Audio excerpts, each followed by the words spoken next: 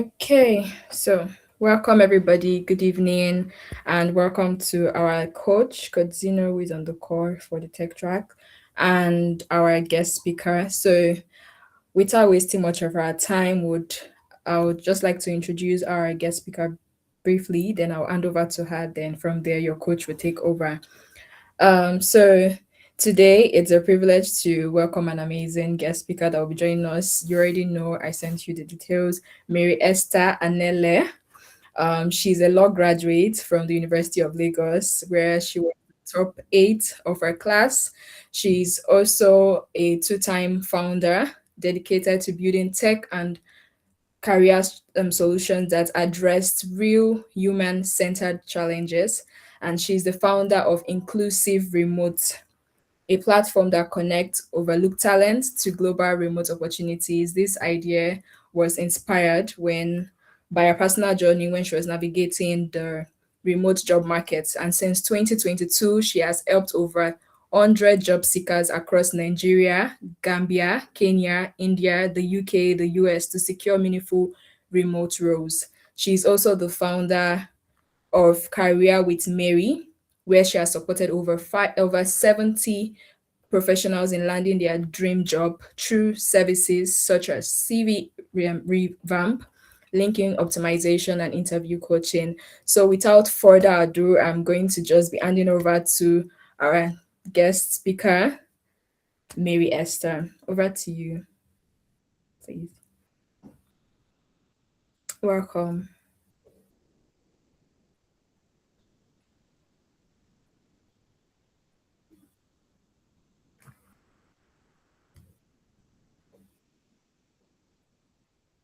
And SDST, please, we need energy. You guys should welcome her with your claps. You can unmute and welcome her in, please. Don't just use your emojis. Thank you.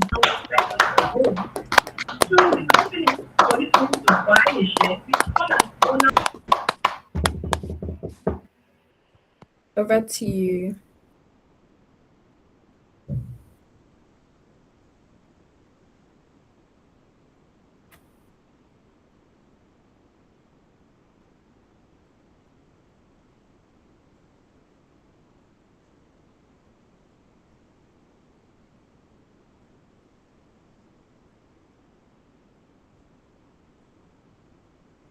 I'm not sure she can hear me. I'm coming.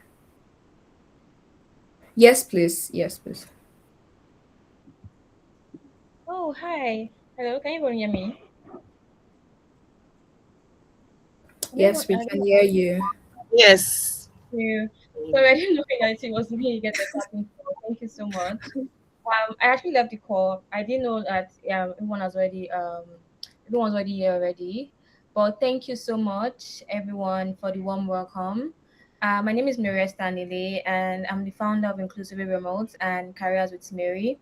So at Inclusive Remote, what we do is that we help bridge the gap between access and opportunity, basically more of talent. So I stayed inclusive remote because I wanted to give everyone around the world a chance to work remotely because I didn't have that chance coming from Nigeria, being a non-techie, non is it non-techie, right? Non-techie for about I didn't get um the opportunity to get like a lot of remote opportunities. So back in 2022, I decided to create Inclusive Remote. And over time, I'm happy that we have helped over 100 job seekers around the world in Africa, in Jamaica, in India, in US and Canada. And we get monthly over 20,000 visitors.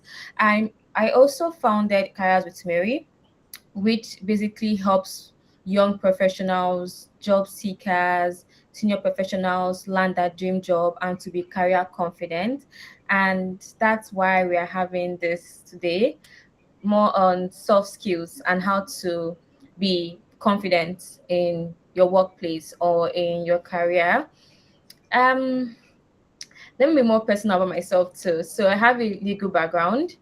I graduated from University of Lagos, went to law school. I am also in the product marketing manager job industry. How would I call it that? I'm also a content creator, beauty, career, lifestyle, and my interests, I love watching movies, I love writing, and a very funny, I won't say funny, but I'll call it my Z card, like my hidden card is I'm a published author. I wrote my first book at 12 and I got published. I think that was my first earnings, my first ever job or side hustle, writing.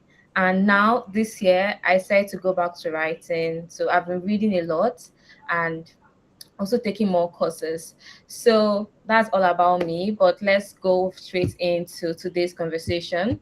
Today's conversation, we're talking um, on soft skills. So I think I made a presentation. Let me see if I can share my slides. So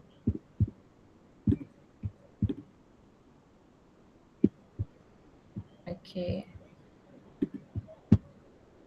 I'm not sure I can. I think I can share it. Sorry. Okay, Yes, please, you can. let me try sharing it. Okay. So yes, so today's conversation is more on communicating with clarity, confidence, and um confidence, and influence. Yes, that's what we're talking today. Can you still see my screen? Yes, we can. So basically, what do you understand by communicating with clarity, confidence, and influence? What people don't understand is that communication is the real career currency. Like, communication is the money in career. And in today's workplace, your value is not just in what you know, it's basically in how effectively you communicate what you know. Because ideas don't get recognized automatically, they are recognized when they are expressed clearly. So, and that's why the career coach will tell you that um to be to get the career you want, you have to be career visible. But basically what they don't mention is that visibility is not automatic, right? To be visible, you have to communicate, you have to talk. Either you talk or you express, or you have that aura that when you enter a room, people just immediately turn their hands. Okay, I know who this person is. That all around is communication, and that's why communication is today's career currency. Now, another thing we need to know is, why is communication very important? Why do people always tell you that you need to learn how to communicate, that you need to learn how to articulate your value clearly? Well, that's because in whatever aspects we see ourselves in the workplace, we would always need communication. In interviews, in meetings, talking to clients, presentations, trying to do your year review, you would always need communication. And one thing that I've, come across or I've experienced is that most of us, not that we don't know how to communicate, is that we don't know, we cannot communicate it how it is in our head. I don't know if you guys have that issue too. Like, how saying it is very good, like in your head is like very amazing. When you open your mouth to say it, you just start rambling and start saying offset things, and this is one of the issues in interviews. So most times we experience things like having a strong idea but struggling to explain it clearly, or watching someone else present your idea better and get recognition. This number two, I've been a victim of it, by the way.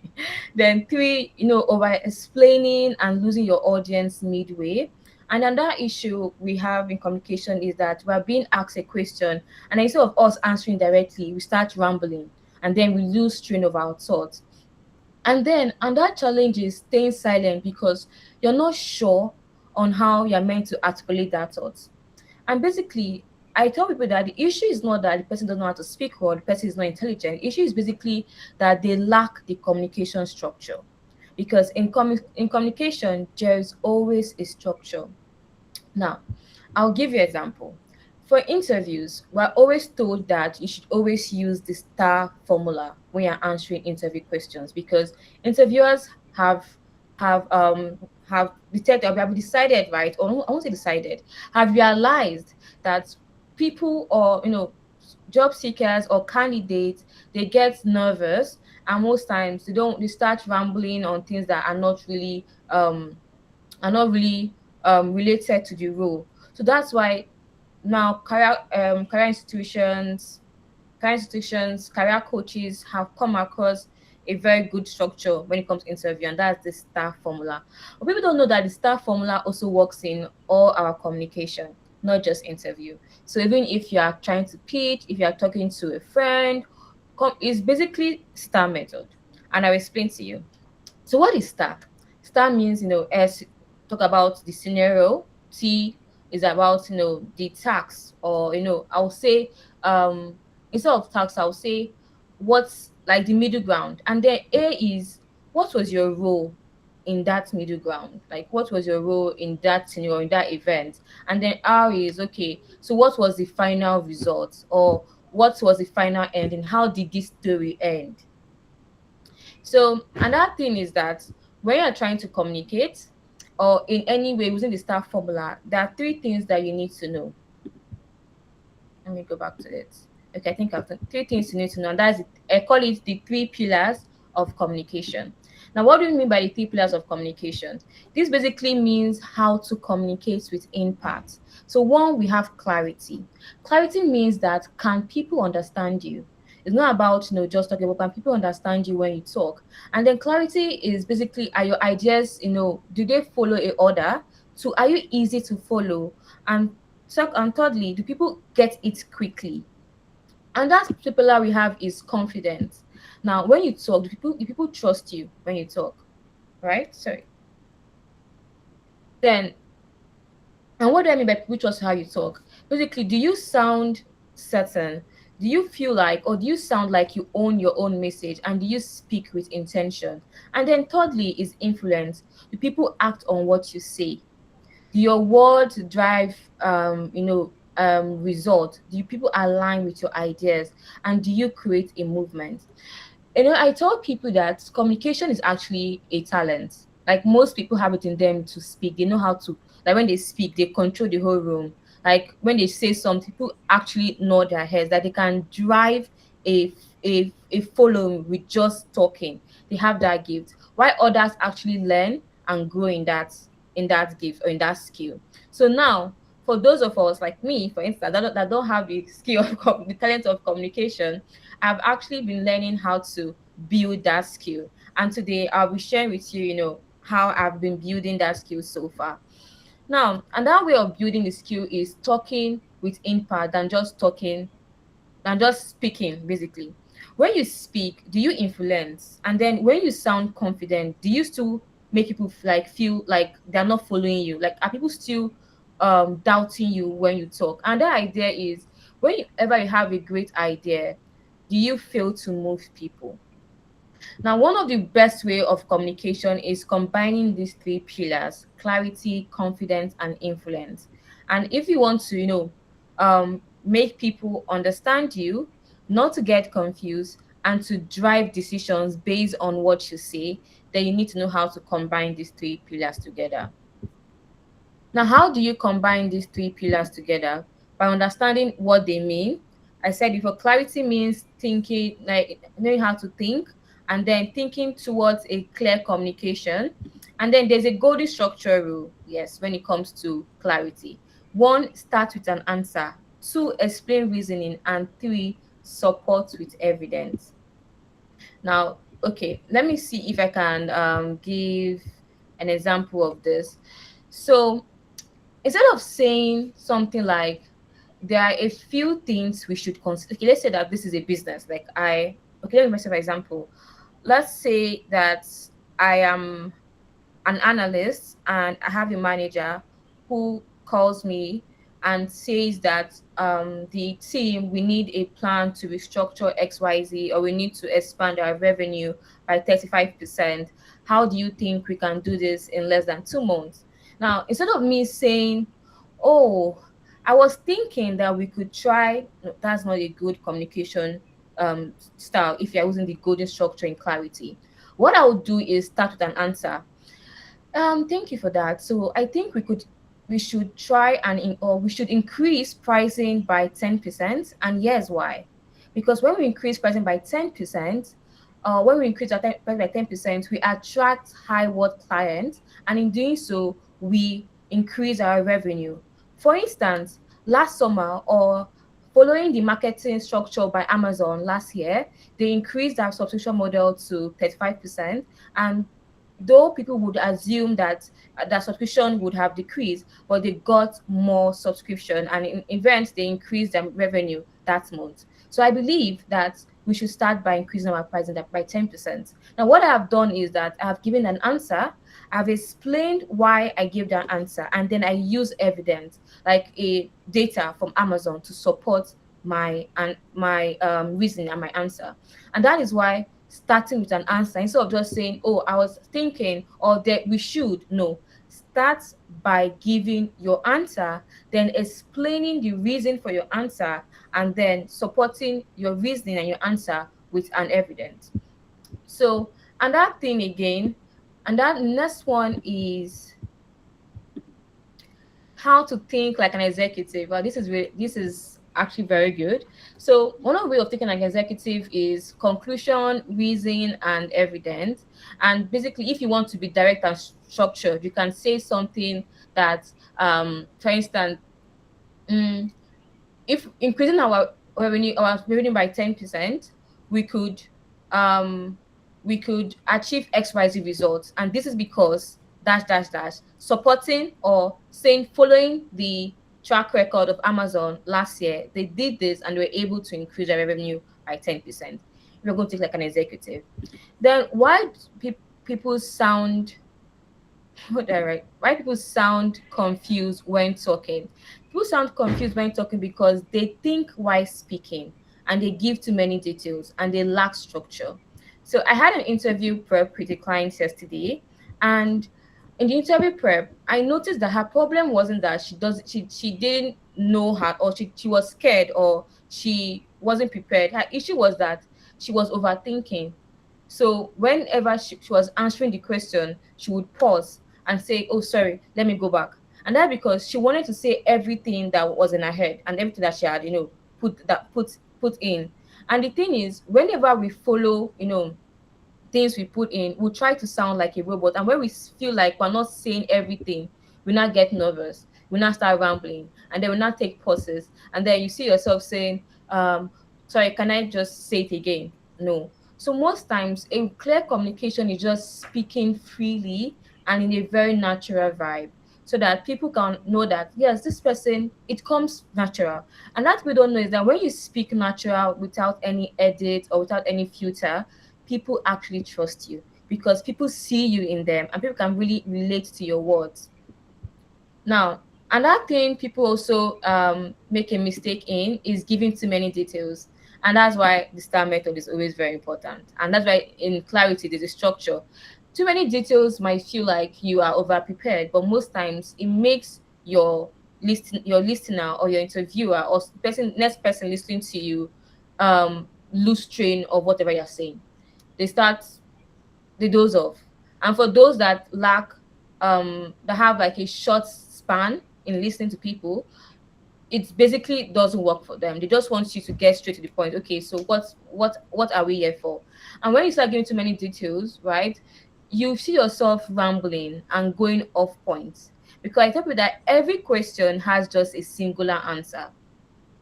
If they're asking you, okay, tell me about a time that you solved XYZ, basically they're just looking for one skill trait there: problem solving. Yes. So whatever you're saying, if they find out that you didn't solve a problem, you just rambled on. So every question always have an answer. Let's leave basically career. Let's talk about our day-to-day life. If a friend asks you, "Oh, how did you make XYZ money?" Or, "Okay, well, I heard that you got 100,000 naira as interest on piggyvest. How did you go about it?" Instead of saying, "Oh no, I've been saving for a long time. I have done like 5 businesses. My last business, I didn't make the amount of money. I sold this." Basically, they'll start wondering, "Okay, I didn't ask you for this. I asked you just how did you?" Simple. "Oh, so just go on piggyverse. Either you go on flex, ensure that you are saving this amount of money, and then you get this amount of interest." Straight to the point. So always try to give direct answer, and then try not to give. too many details. Even if you feel like too many details, it makes you a very helpful person. Most times, it just makes people lose train of what you are trying to say. The another thing is lack of structure, and I explained to you that structure is very important when answering. Then the next one is the three bullet points. So we have the main points, we have two other points that can support your answer. So I'm going to give you an example. So this always comes in when someone is asking for your opinion. So, sorry, can everyone still yeah, are you guys following? Let me know if everyone is following me. Okay, good. Do you have any question?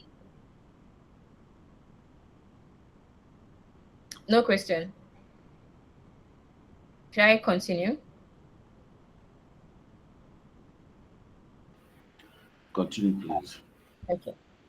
So now, the main point, the three bullet rule, this always comes when you're giving an opinion or answering a survey. For instance, if they ask you, "Oh, can you give me your opinion on whether going to school first is better or starting a business before going to school is?" Oh, sorry. Let me frame the question well. If your friend or if you go out and someone asks for your opinion, going to school or starting a business, which one should I do first? Right. Now, how do you answer this question? Most people just, they start talking about, you need to go to school. But it's not saying different things, giving their own personal story. Most times that is very good, but also it doesn't make you someone that communicates clearly. What I'll do is, I'll start by saying I understand your concern on, overthinking if going to school or starting a business is better. However, well, I believe that going to school first gives you an edge than starting a business. Firstly, firstly firstly, going to school helps you to meet different people, and you get to understand more on economies and the market. Secondly, you can meet friends or support system who can later be investors or potential customers for your business. And lastly, I believe that going to school now is so going to be helpful because today businessmen, today business people love educated people, or education gives you an edge over uneducated entrepreneurs. Overall, I believe that going to school it's better.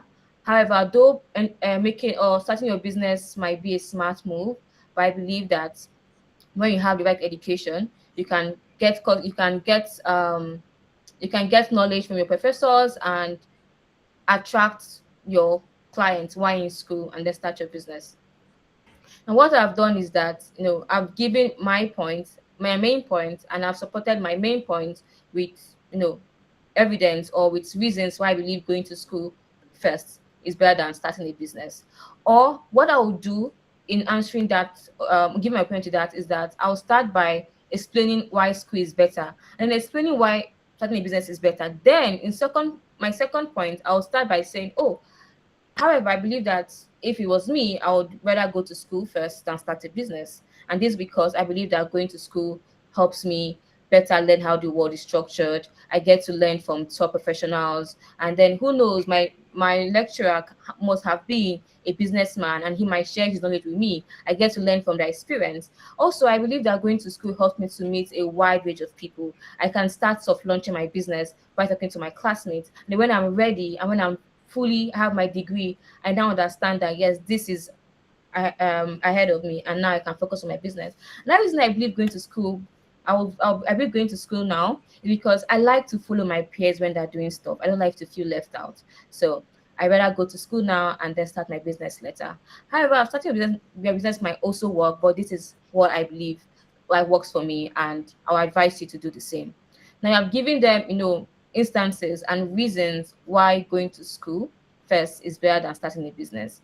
So this is a very good way of answering opinions and answering, giving advice to people rather than telling them, so this. No, no. Basically, I feel like advice, people, a good advice comes from someone learning why you're giving them advice. So instead of say, oh, this is bad, tell them why it's bad. Give them 3 points why it's bad. Because we know as Nigerians, giving one reason doesn't work. You have to give them 3 or 4 reasons why this is bad. So okay, this person said that four things, if I do these four things, or if I do this thing, four things will happen to me. I rather not do it because I don't want any of them to happen to me. Or if than rather saying, oh, if you do this, you will die. Some people are like, okay, what if I don't die? That kind of thing. I rather let me see if I will die. But if you give them reasons, okay, putting snail on your face or picking snail from the bush and putting on your face as snail motion, it makes your face rough. Give them reasons why to make your face rough. So that's another way of communicating, you might answer an opinion. Then another okay, the next bullet point is what is confidence. Now, confidence basically means three things: clarity, ownership, and calm delivery. So something. Well, oh, thank you. We're not all Nigerians. Okay, thank you for that. Thank you for that. So I use Nigeria as an example. Or so the next one is what is confidence? What is confidence? Clarity, ownership, and calm delivery, not just personality. So confidence basically means um one, knowing your message, structuring your message, and practicing your delivery. And the thing about confidence is that confidence is not assumed, confidence is built. And it's basically is a result of preparing and clarity. Now, what separates influence, or what separates contributors from leaders and participants from decision makers, is basically influence. How basically people act based on what they say. So next is why is okay, so I think I'll talk about influence, not confidence. Sorry. Okay, same thing. So why do people get low confidence, or why do people suffer from low self-esteem, or why does it take time for people to build their confidence? Basically, fear, overthinking, and always trying to compare themselves. And that thing is imposter syndrome. So people suffer from confidence because they are afraid of what people might think. Secondly, is that they overthink a lot.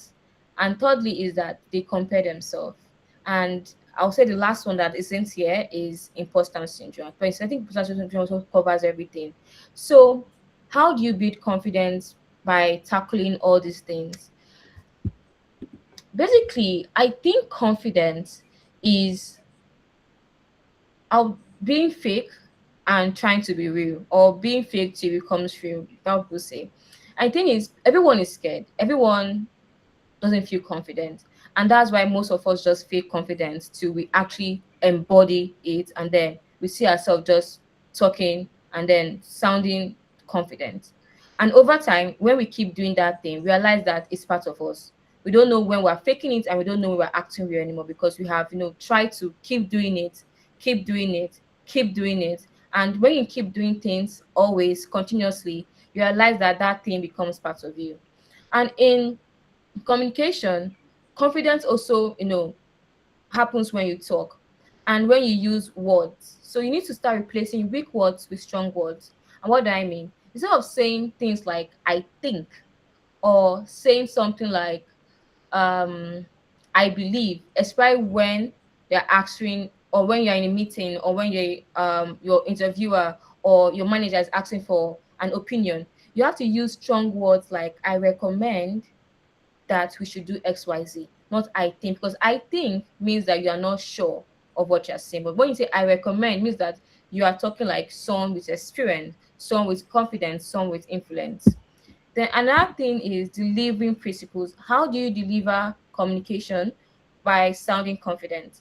One, slowing down, pausing, avoiding flair words, and maintaining eye contact. And these four principles are, I would say, the golden rule when answering interview questions or when communicating with someone. Slowing down when you speak, pausing. So instead of using words like or trying to do you can pause before you talk, and then try to always maintain eye contact with the next person listening to you. But it's not about eye contact. I think we all know what eye contact does. It basically holds attention, and it gives you that aura that yes, you are very confident. And truth be told, most people can't hold eye contact for a long time. So when you try to learn how to maintain good eye contact, you put out yourself as someone that is confident, someone that has power, like that holds power basically. And holding power, you know how holding power also makes you the person with the upper hand.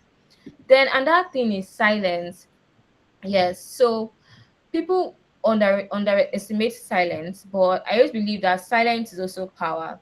And thing about silence means that it's not every time you talk, it's not every time you open your mouth and say something. You need to think before you talk. And that's why in the Bible, in Proverbs, I don't know if everyone here is a Christian, but I'm just using that again as an example. There's this passage, I think it's of the Bible. I think there's a known proverb that says that about silence, that a powerful man is a silent man, or I think something around being silent when you talk, how it gives much power than when you talk, basically. So silence is power, and silence shows confidence because people can't tell what you're thinking, and that makes you very dangerous. So it means that when you eventually open your mouth to say something, when you finally communicate, you hold their attention because, like, oh wow, this person finally said something. I have to listen. Oh, this person is always so quiet. Now they're saying something. Means that this thing they're saying holds value. So now you grab people's attention because there's some that don't always talk all the time. And when you finally communicate or when you finally, answer a question, it's powerful because people are not used to you. Then next one is what is influence. So I think I kind of juggled up influence and confidence together. So I'm going to give you another perspective of what influence means. So influence basically means it's turning a perceived value to an actual value. That's what influence is. And trying to make someone do something that they're not used to. Let me give that as an example. And I think basically it's there. It basically means driving attention, driving decision and action. But in the layman, bringing down to work wise, career wise, content creation, business wise, influence basically means making people do what they're not used to, or convincing people to do things that they won't ordinarily do in a normal day. And I'll give you an example. If today, just like when Otedola released his book, right? I know people that are not readers that bought that book. And when they bought it, they're using it for aesthetics. They're putting it on Instagram, on their feed, that yes, giving takes on the book. And I'm like, but this is someone that always says that they don't like reading. And that's influence. Because influence, basically, because of who he is, he made people that don't ordinarily read on a normal day buy a book and start reading. Influence also means perceived value to actual value. And what does this mean? It means in interviews, when you are being asked a question, or um, on LinkedIn, where you try to communicate or when you try to post, what you're giving out there is a perceived value. And by um how much power you hold on LinkedIn, whatever you say, like I said, is a perceived value. Whatever you say gives the other person or give your reader or your listener a a perceived identity of you. Now, when they try to act on that perceived identity of you, like DMing you for your service rates, or DMing you for a job interview, what they're trying to do is that they're trying to get an actual value of that perceived identity of you. So that's what influence is. Now, influence also means, now, how do you build influence? You build influence by one, knowing who your audience are. And how do you know your audience are? Number one, you understand their priorities. You speak to their needs. Now, let me give an example of that. Um, yes, let me use myself an example. I always tell people that reason why I never spent $1 on marketing for inclusive remote, and we're doing numbers, like we're having over 1 million in traffic monthly, and we're getting like monthly visitors, because people are looking for jobs, right? You don't need to do anything. People are looking for jobs. People are now looking for remote opportunities. Nobody wants to work on site now. Which, for instance, people don't want to spend time going to work, commuting. Commuting can be stressful. Traffic can be hell. You just want to work from home. And especially when you are like in other regions, you love to work for countries or work with companies from other countries. So now remote work is very prioritized. People want to work remotely. Now, I didn't know that in 2022. Basically, I wasn't thinking like this. What I was thinking was that, oh, I have this. I'm very good at looking for jobs, right? I'm very good at helping people look for jobs. Why did I just start something and then have it in one place? So people always messaging me for opportunities. Why did I just not have a website and then add these jobs on the website? I wasn't thinking from the pinpoint of, oh, there are job seekers or people want remote work. I was thinking of the fact that I just want to put something in one place. Now, when as the years got, faster, as the years grew, in 20, I think last year, right? Because this is 3 years. So last year, I realized something. What I was doing unknowingly was marketing, and basically was that I understood something that people are looking for jobs, right? And in Africa, a lot of people want to earn in foreign currency while working from home because they want to be closer to their families. They don't want to leave to earn this currency. Now, there are lots of layoffs, right? People are now back to job markets, and they don't want a job market, a job site that is crowded. They want a job site that is leaner to their needs, remote work, worldwide, remote first companies. Now, I realized something this year was that I was actually speaking to their needs, and knowing what I know now, I have now restructured the way I post on LinkedIn. I don't just say, oh, I created a job board. Oh, I do say that, by the way, but that's like a kind of marketing technique. But now I use things like, I built a job board because people were looking for opportunities. And I understand that it's very hard to get the right remote opportunities. And that's why there's inclusive remote. Now, people will come across this, they're like, okay, this person actually built this for me, and that's because I have understood their priorities and I spoke to their needs. And that thing is the so what test. Now, what is so what test? So what test means why it matters. So you need to explain why it matters and translate that data into impact. Now, one thing about influence, one thing about communication, the faster you want someone to understand you, you have to give them, you have to back whatever you're saying with results. No, sorry, with data, not results, sorry, with data. Oh, yeah, with results, yeah, with results. And I'll give you an example why. So if you, so, okay, let me think of a good example I'll give you. Would you rather give $500 to a social media marketer that comes online and says that she has 10 years in helping brands market their or build marketing strategies and marketing pipelines? Or would you rather give $500 to someone that comes online every time, and what they're doing is they're showing you results? Oh, I helped XYZ market, or I helped a small brand get this amount of money. Who would you rather go for?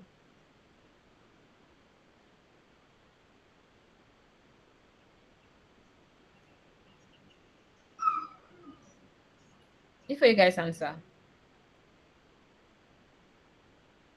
Results, okay. The one with the results, basically. Another person. Okay, so what I was saying is, if you want to, or if you're a business or business owner and you want to hire a social media marketer, would you go for a social media marketer with 10 years of experience that constantly posts about, them having 10 years of experience in doing XYZ marketing strategy, building pipelines? Or you go for a social media marketer that always comes online and what they're doing is posting case studies of them helping X number of business owners generates X amount of revenue? Who would you rather go for, the results or the years of experience? I'll go for results. Results, yes. And that's not about life. People always go for results than going for years of experience. That's why people always tell you that if you want to get a job faster, don't always talk about, oh, I have I have 5 year experience in doing XYZ. No, come online and show your case study. I built this dashboard. I built a interior design pipeline, or I built a food app, or I built, basically come online and show things than just always coming online to type or talk about XYZ or XYZ you did in design, or 10 design tools you're meant to know in 2026. People can always go on ChatGPT and type that to know what how many or know the latest design tools to use. But they cannot go on ChatGPT and type your idea or type whatever you create. So that's why if you want to do anything faster, always give results. And that's the fastest way to build influence, giving results, backing your whatever idea you have with results, than just coming out to just say it, because people will always believe results than they believe just mere saying. So another thing is storytelling. Yes, storytelling. This is a very powerful way of communicating. Also, I really apologize for my dog, guys. I'm so sorry. I don't know why she always does this. So storytelling, yes, storytelling is also one of the powerful ways of communicating. And what storytelling does is that it makes people believe in you, right? I wrote an article on Tuesday about storytelling, how storytelling can help you become career successful. And I'm going to dwell more on that. So let me see how many slides I have left. So I'll just leave that to you. Okay, no what? Okay, let me talk about storytelling. So storytelling is, I would say, it's one of the powerful of communication. Now you ask me why, and that's because life was built from storytelling. The world was created by telling a story, right? We knew about how the world was created because someone wrote about the creation story, so we know about it. Um, we most of us that weren't born during the wars that were fought, like the First World War, Second World War, the Ice War, the Civil War, the Rwanda War. We knew about it because someone wrote about it. We read the stories, we felt the stories. We're like, wow, this happened. And then some of us cried while reading those stories. So another thing about storytelling does is storytelling gives you an idea of the person or idea of the product. It makes you believe even when you don't know why you're believing in them. And that's how storytelling works. So, for instance, the first time I heard about Perkins, I think that's, I don't know if I got her name right. I can't, but I didn't get her name right. Okay, let me not use that as example. Let me use Viola Davis. Yes, the first time I heard Viola Davis talk about her story, I had to go and read her book. And when reading her book, I think I felt something in me that always go for your dreams. Never let go of your goals or your ideas or your vision. Go for it. Be be very confident, be very rational, be very tough when you want something. Because she told a story of how she lived in a rat infested, I'll say room, because it was a room, not even an apartment. Because she said that her family were so poor, like very, very, very poor.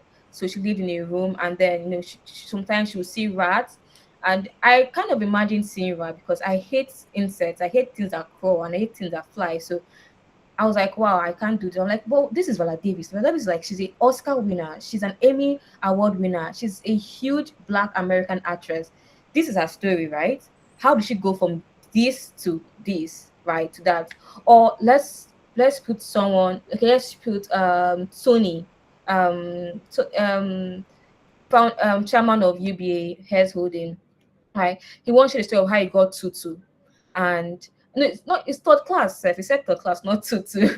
He said third class. And then his first role, he rose to be a manager, and how he basically rose to that track was that he was always going out to get clients, and he would go to meet settings where those big men were, and he would try to upsell and cross sell you the bank features and the bank um amenities to them, and then he'll get them to sign up with the bank. And then that was how he rose, and now we know how you can see his story, right?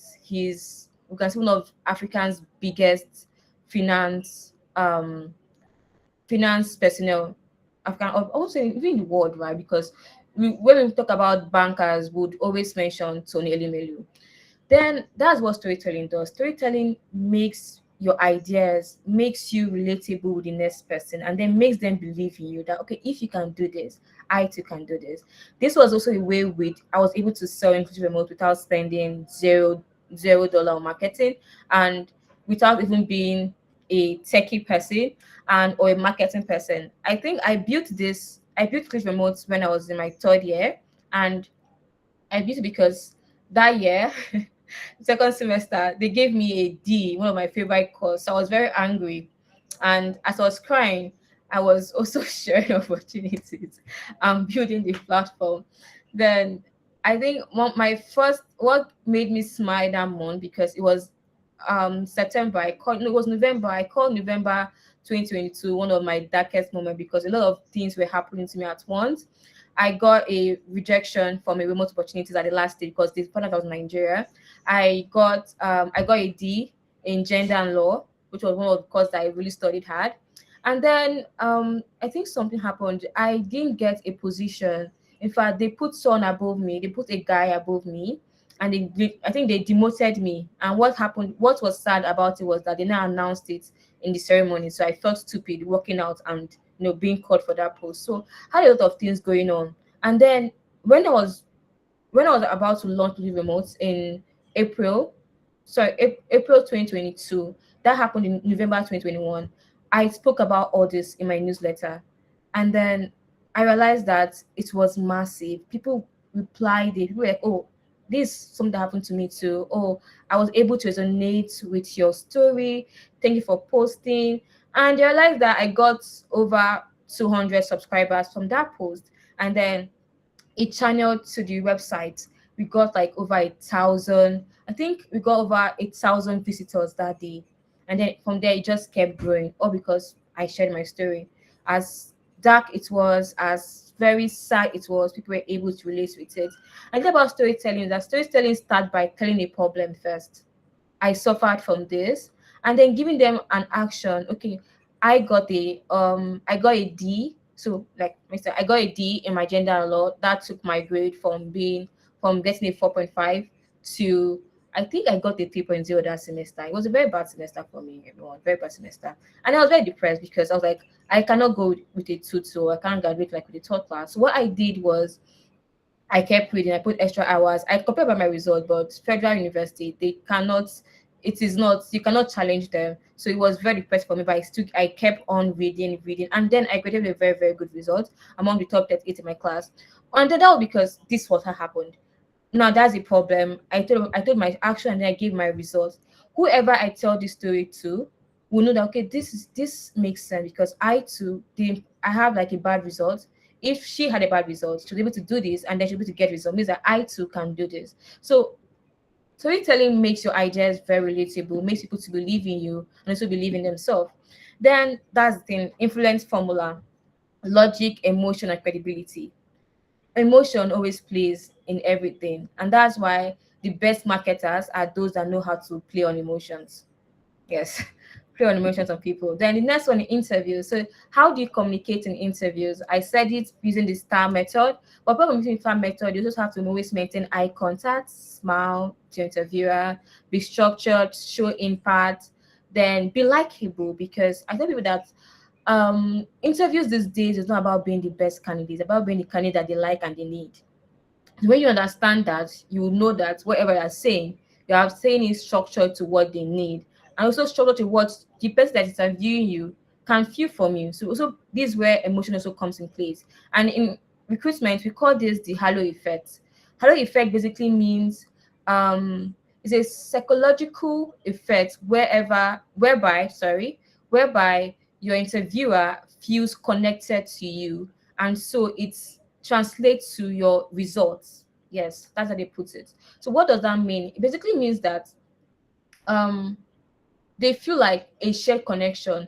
For instance, I'll give you an story what happened. I was interviewing for a role back in 2023. Yes, it was a remote role, very amazing remote role. And I didn't have the qualification. I think they were looking for a operation manager. I was applying for a HR operation. So all I knew then was HR recruitment, talent acquisition. I didn't know about operations in the tech space. But I got to the third stage of interview, and I'll tell you why I got to that. To be honest, nothing. I didn't say anything special. I only said one thing, that I love playing video games.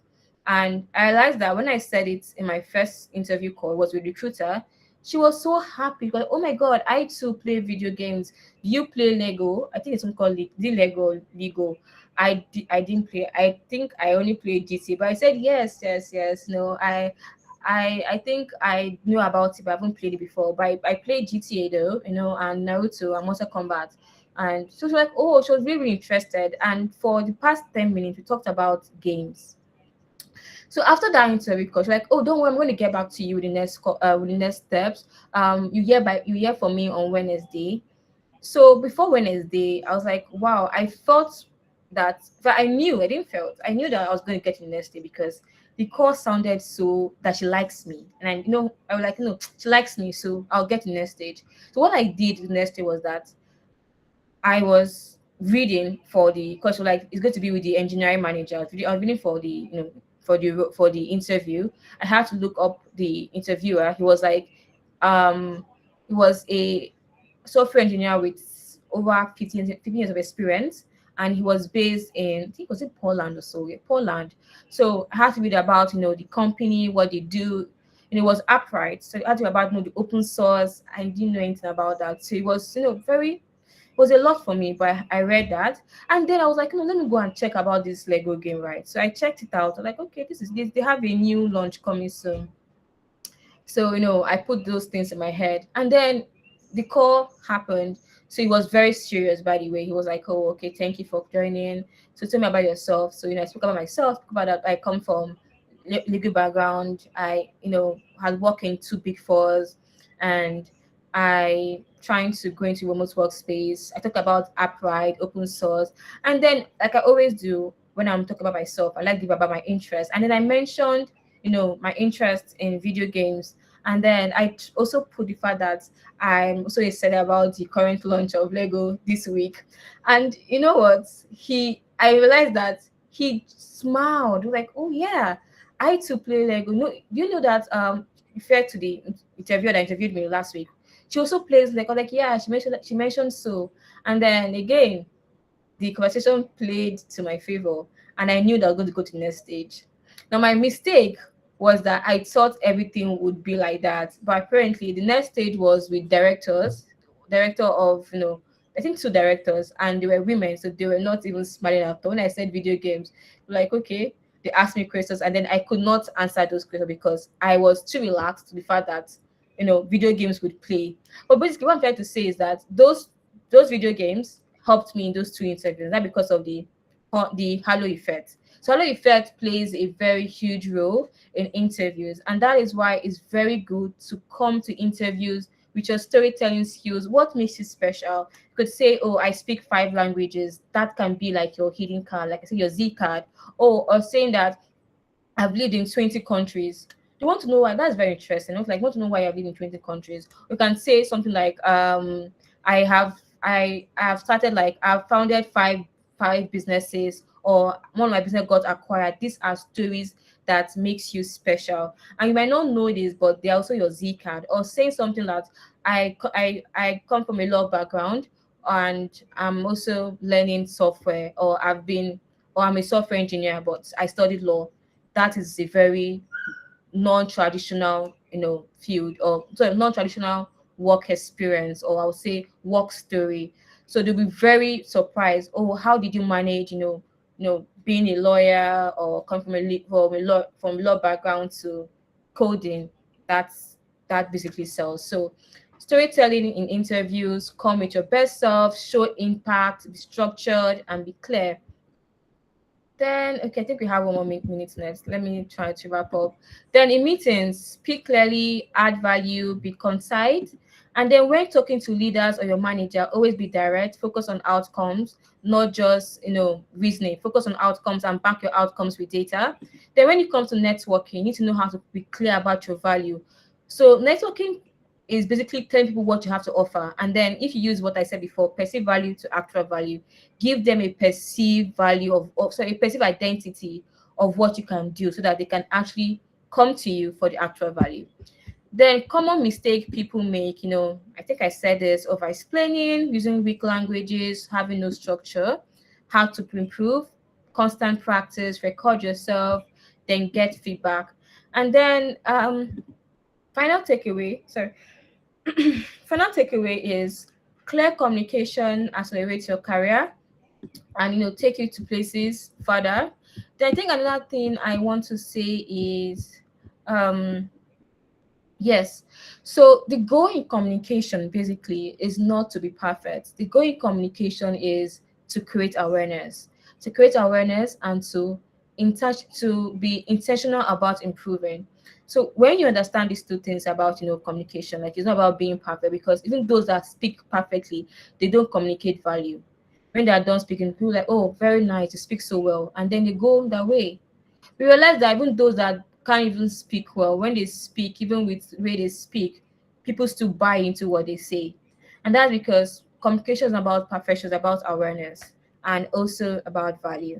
So yeah, that's all for the slide today. Do you have any question? Do you have anything, any thing you want to chip in, or any question you want to ask?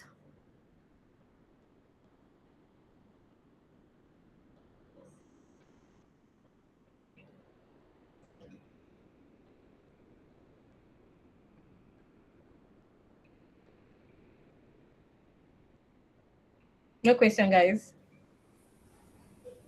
Okay. Okay.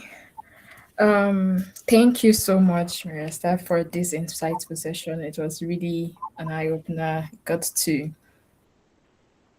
the main thing that for me myself, what stood out to me was how you said that the first thing that stood out to me was the effective way of communicating is how we combine clarity, confidence, and influence. Those three are like the main pillars, and how clarity helps people understand you, confidence help people trust you, and influence like drives like the action. So another thing that also stood out was where you said phrases like to be more intentional, using words like I recommend instead of I think, which position you in a more assured and confident way. So thank you so much for this powerful session. So guys, please unmute, and if you have any question or even if it's just to say thank you, so please, yeah,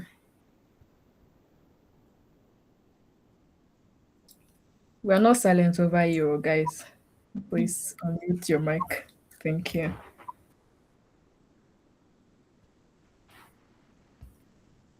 Except you guys want me to start calling names at this point. And while we're waiting for others, could Zeno, please, would you have anything to add?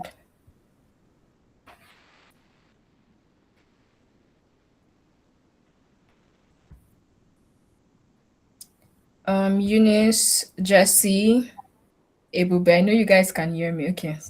You can just unmute and speak rather than write. They just thought about confidence. Jenna is saying, thank you so much, ma'am. I've learned a lot and I'm very shy and confident when I speak, but I've learned and I'll try some of what you shared. Okay, Yes. she's in a vehicle, that's why she can't speak. Yeah. Hi, Jenna. Please call me Mary-Esther. I'm not smart. I'm very young. Okay, so I understand this, and I would say that I was once like you. So I'm going to give you a story what happened to me. So if you remember, I talked about the fact that when you don't know how to communicate, your ideas get spoken or get taken from you and then get communicated well by someone else, and then they get the recognition. So one of the stories I always tell people that happened to me, and I tell people that no matter what you do, remember what ideas you have, say it as it is. Don't ever feel shy about saying it. I'll give you why. So in my secondary school, I went to so many secondary schools, right? So in my secondary school, this third one I went to, I was in just three, and there they normally do something called moral talk. No, I think I went there in just two. Yes, just two. Yes. So I attended in just two. So they do something called moral talk, and then means that every Friday they'll paste a list of students that will do moral talk in the Monday morning assembly and afternoon assembly. Everyone hated moral talk because most people in the school were we're still very shy now. We don't want to come and start talking moral talk, and you talk in the whole assembly. So every day I pray to God that my name will never fall into that list. And yes, just two, I escaped. Then just three. I think it was just three first semester. I wasn't so lucky. One, I saw my name, and Monday, yeah, it was on Monday. Monday, roster assembly. I was like, wow. And think about that how Mondays are something that everybody comes to school on the Monday morning. Every teacher is present on the Monday, that Monday assembly. Every teacher, principal, vice principals, HOD, students are a lot on Monday, on every Monday assembly, especially in the morning. And I was very scared because I was shy. And when I was, I think, when I was in just too much younger, I had extreme stammering. Like I could stammer for like a bad long period of time. I think now I'm trying to, handle that and control it. But then it was so bad. Like if you ask me something, I will stammer and I will say it. And then sometimes I will cry. And then you know how bad stammering is. It was so terrible. So I was so scared. I kept thinking of should I just, not come? Should I say I was sick? I thought about 1,000 scenarios. And then that Friday, I was like, oh my God, should I go and meet my Igbo teacher? Because she was very kind. So I met her, I was like, Ma, please, I don't want to talk. And she's like, why? That, you're very smart. I said, please, Ma, I don't want to talk. I'm not feeling fine. She's like, don't just go there and, and say one word and come out. And then he said I have to come out. That if I don't, I'll to put my name again in the next time.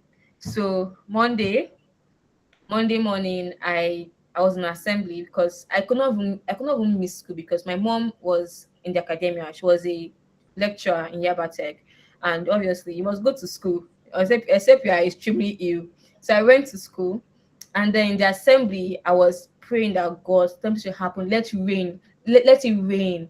So we said that all of us should go back inside. I said, God, please, nothing happened. But the sun was so bright. It was so hot. And then after the prayers, okay, time for moral talk. And guess what, guys? I actually prepared for my moral talk. I prepared a lot. Like I had, I no. Then I used to. I read a lot. I read about Ben Carson. I had this book when my mom bought for us about how to talk, like how to tell stories. So I had like a lot of things to say. And I was talking about how to turn your faith to dream. No, how to turn your dreams to your no, how to turn dreams to your actual goal. Yes. Or to something real. That was I think of my moral talk. So it was very good. And then I made a mistake then. When I had a best friend. Yes. And then I wrote my moral talk and then I showed it and she was like, oh, this is very good. This is very good. This is very good.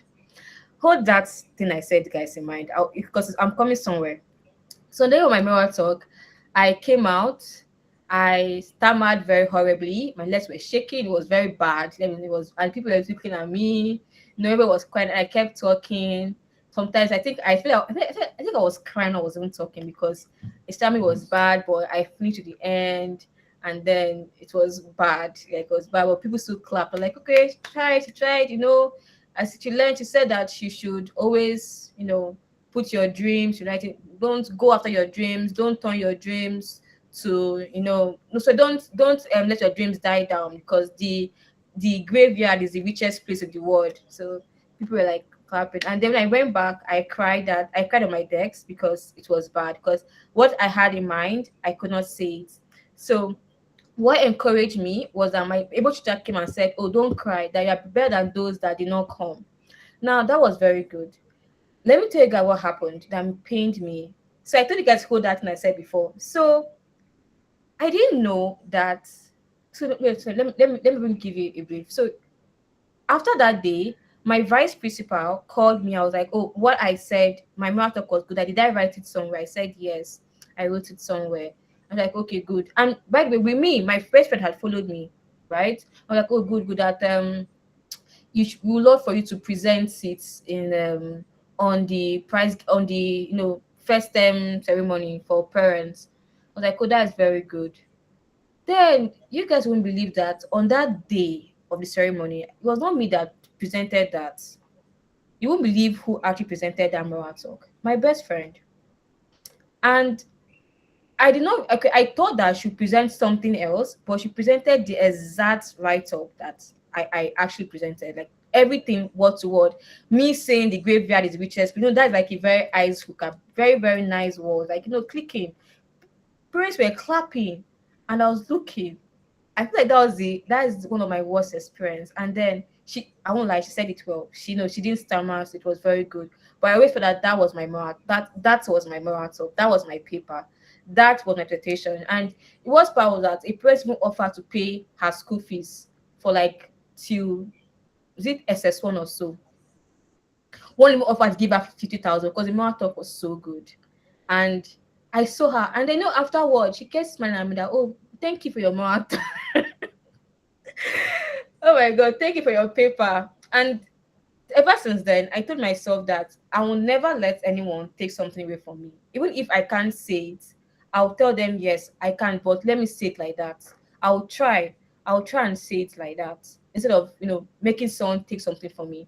So I get that, you can be shy, you can be less confident, but always use this story as example because when you are shy, when you are confident, you see somebody beside you go faster or probably use your idea. And things that when you do that, you can't talk because like people like, okay, why didn't you say it? And what you can't say anything about that. So even if you are shy, even if you feel less confident, go out there. Like I said, you can fake it till make it. I think ever since that experience, I have always faked confidence. I've always faked being like right now. I don't think I'm so confident speaking right now, but I've always faked confidence, and I realized that with time it had become something natural to me. I mean, and that's because I told myself that I will never let an opportunity slide away from me like how it did, or let someone take my idea away from me. So, with being anxious about new people, I think that's what Desmond said. So, being anxious about talking to new people is I get that, and I don't think it's anything bad in being anxious, right? I'm not. I think people always say that I'm very friendly, and I won't say I'm a too over friendly person. And that because I don't like talking to new people. But what I try to do these days, and I think I learned last year, because last year I went to law school and I went to Abuja Law School. Means that, and that was my first time ever being in Abuja, and people there, majority of them were people that spoke Hausa, and then I didn't go with any of my friends or most of my classmates, so I had to basically make friends. So what I did was soft things. Oh, hi, smile. And then one thing I did that made somebody really like me was that when we had one of those our cocktails party, I reached out to a girl who was feeling tired and I asked her if she was okay, if she wanted water. And then I think after next 3 days she saw me somewhere. I was like, oh, thank you so much for what you did. I didn't expect that. And then she asked for my number, and then we just started talking and being friends. So sometimes you don't need to talk to people, you just have to help them or be nice or be kind. And then you realize that they will come to you and they'll start talking to you, and over time you build relationship. Or you can start more by saying hi. Another thing I try to do these days whenever I enter an Uber or an in-drive is that I ask them, how was your day? And I realize that people over talk with me. So they start saying, oh, they had a bad day. I'm like, oh, what happened? And then, they start talking, and then I start also answering them. And then they give me 5 star, which now Uber has given me point for that. So sometimes you can just try to be kind when talking to people and realize that anxiety when it comes to talking to people start to decrease.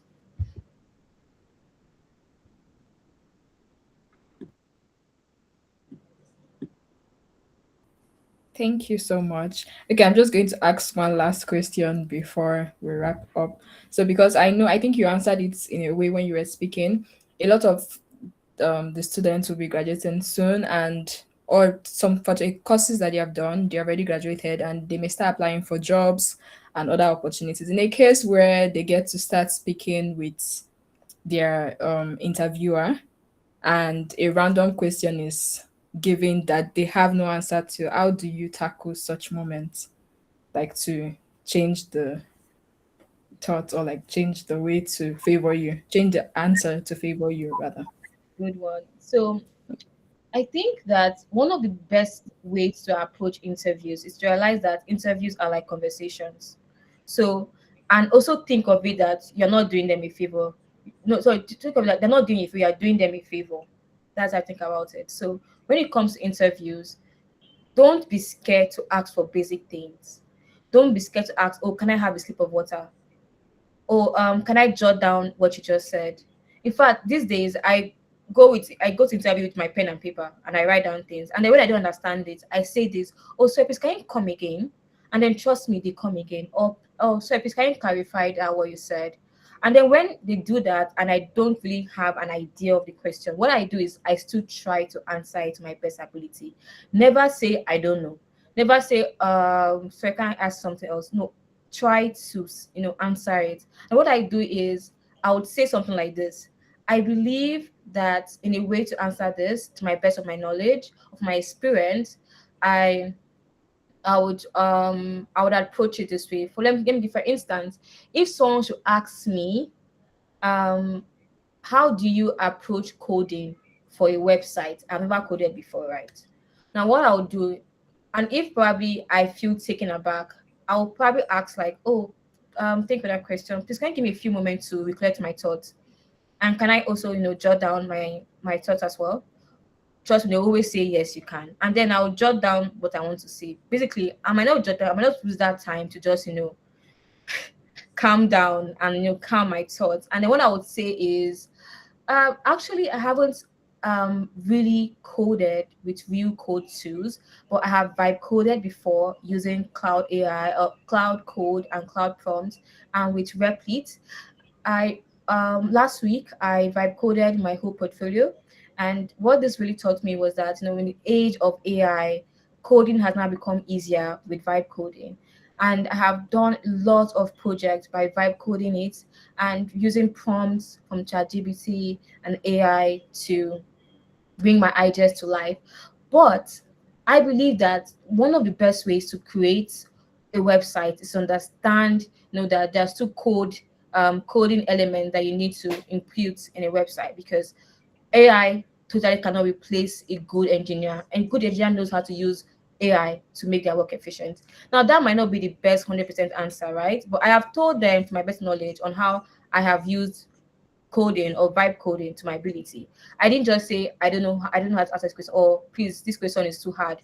Don't always say that. And always try to attempt, because the thing about interviews is that they're looking for one thing, like I said, one answer. Every question, no matter how they say or word the question, there's just one one element answer. Sorry, there's no one answer. There are different answers, but there's one element they're looking for, and that is how well you think when it comes to code. You want to know, okay, how do you think when you are trying to create a website? Or if they ask you, tell me about the time you handled this challenge, you want to know how well you problem solve.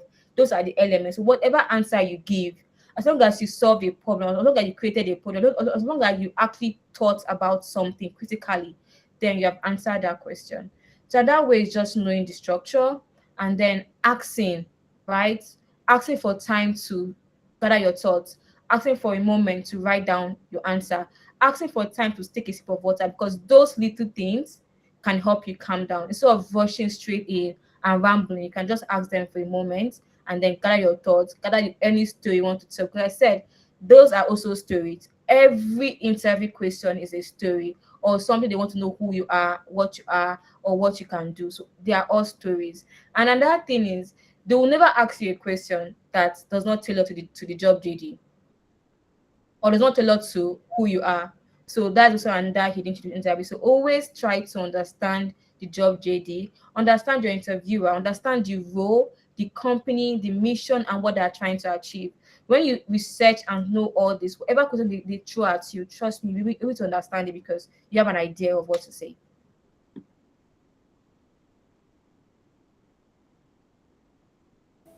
Thank you so much. Thank you. Okay, so please, I was going to also ask where we can find you in case the students want to get across to your brand, like your pages, Instagram or LinkedIn. Are those the two pages they come into, or if there are more, you can let us know. Then I'll share it with them on the group chat. So for LinkedIn, my name Mary-Esther Anele. Then um for my Instagram is very it's a very very casual one, but anything career related, you can find me on Careers with Mary. Yes, Careers with Mary. Then on LinkedIn, my full name, Mary-Esther Anele. Then the job board is inclusively remote. Yes, remote.com. Okay. Thank you so much, guys. It has been sent to the group chat, so you can save it and check her out. Thank you so much. We are grateful for your time and your impact, and we look forward to seeing you some other time. Thank you so much.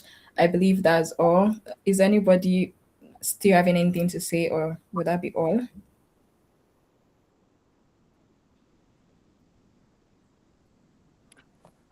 Hi, Mary. Bye. I just want to say thank you for the in-depth knowledge of what you've been able to pass to us. I mean, watching you speak and seeing how vulnerable this um, office meeting has made you share your experience more shows how passionate you are about what you're doing. Kudos to that, and thank you so much. Thank you. Oh, thank you so much, Prince. That's very nice to see. Thank you. Okay, I think that will be all. Thank you so much once again. It was such a pleasure to be here. So thank you, and to some other time, would just want to say thank you once again. Thank Thank you you. everyone for having me. It's been so nice, and I wish you all success and congratulations for your graduation. Yes, it's been. I know it's going to go well. And success, whatever you do. And please remember, please don't be like me, like my story. Don't let someone take what is yours. Always communicate, always show out, and yeah, go out there even when you're not ready. Do things even when you're not ready. Trust me. Whatever I've done in my life, whatever business I did it when I was not ready, and it turned out well. It's going to turn out well too for you. So bye everyone, and I wish you success. Bye. Bye. Bye. Thank you. Bye. Thank Um, you. Hi guys. Please don't go yet. Okay. I trust that you have learned one or two. For our marketing track, you guys can would be going in next few minutes, but I wanted to just remind you that I've sent a poll to the group chat. Kindly fill your poll so that you will know when you can be meeting with your coach on Monday, if it's going to be on WhatsApp or on a live session.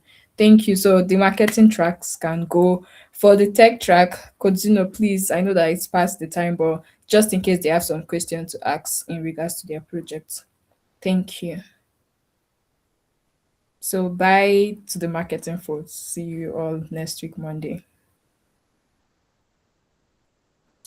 So guys, for the tech track, please, do you guys have any question for your coach, or do we call it a night?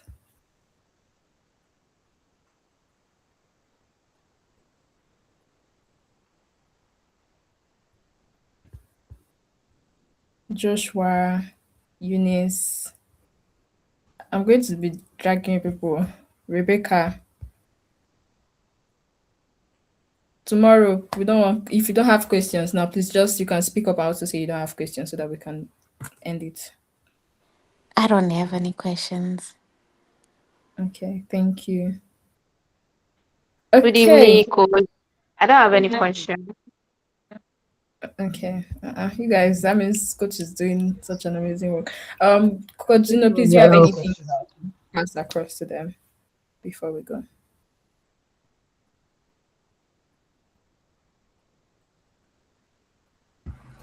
Hello, everyone. Good evening. Good evening, coach. Can you all hear me? Good evening, sir. Good evening, everyone. Um, yeah, I can see that everyone is saying they don't have a question, but that's really nice. I was expecting a lot of questions today because the whole page on the group with questions following the placement of some things on the frames. So, are we all good with the course so far? And if you have any questions, just let me know. And I would like to know your experience so far too. If it's all going well, if there is any confusing part that you want me to clarify on, just let me know.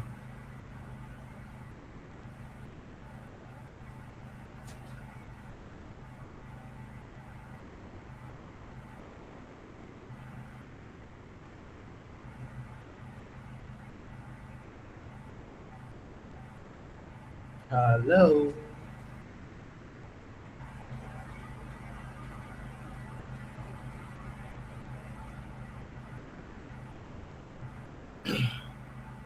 Guys, why are we all silent? Like, what's happening?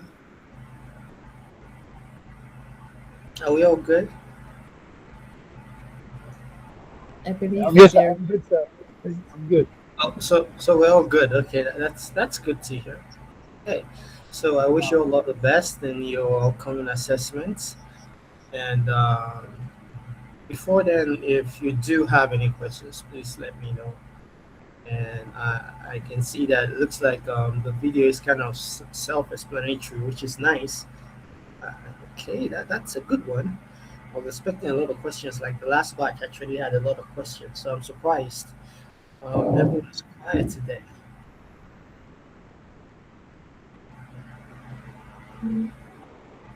Thank you so much, Coach. I think if they have any other question, if maybe before they are done with their project, I'm sure there will be more questions. So they'll Yeah, reach I'm out. sure. Yeah, I'm sure when they get to the assessment part of it, yeah, that's Yeah. where questions will keep on coming. So it's a good one. And thank you all for learning one or two from um, Mary today. It was really an amazing section, a really, really amazing section. And you guys should actually apply these things on your tech career after this course. It will really be impactful because it's not just about learning the skills, about applying it afterwards. So with each part of what you're learning, you apply it in your real world experience, and it's gonna be cool. So you guys, I wish you all the best. So keep up the good work, and looking forward to your assessments. Okay, so let's all have a beautiful weekend, and good night, everyone. Good Good night. night. Nice, thank you.